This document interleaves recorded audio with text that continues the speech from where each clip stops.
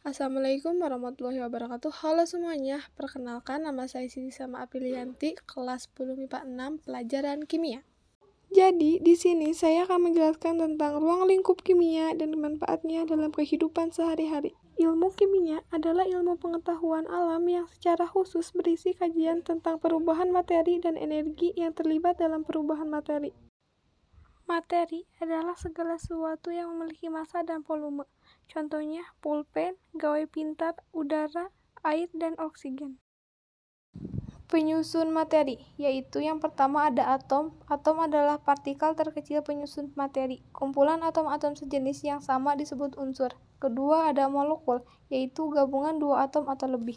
Molekul terbagi dua, yang pertama molekul unsur, yaitu gabungan dua atau lebih atom sejenis, sedangkan molekul senyawa adalah gabungan atom-atom yang berbeda jenis. Yang ketiga ada ion, yaitu atom atau molekul yang bermuatan. Yang keempat, campuran. Campuran terbagi dua, yang pertama campuran homogen, yaitu campuran yang tidak dapat dibedakan komponen penyusunnya, contohnya larutan garam. Yang kedua, campuran heterogen, yaitu campuran yang dapat dibedakan komponen penyusunnya. Campuran heterogen terbagi dua, yaitu suspensi dan kaloid. Perubahan fisika, yaitu perubahan yang menyebabkan berubahnya sifat fisika suatu materi.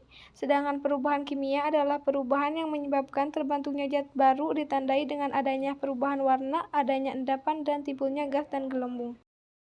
Wujud materi, yaitu bentuk suatu materi dipengaruhi oleh kerapatan partikel yang menyusun materi tersebut. Ada 3 jenis wujud materi, yaitu padat, cair, dan gas.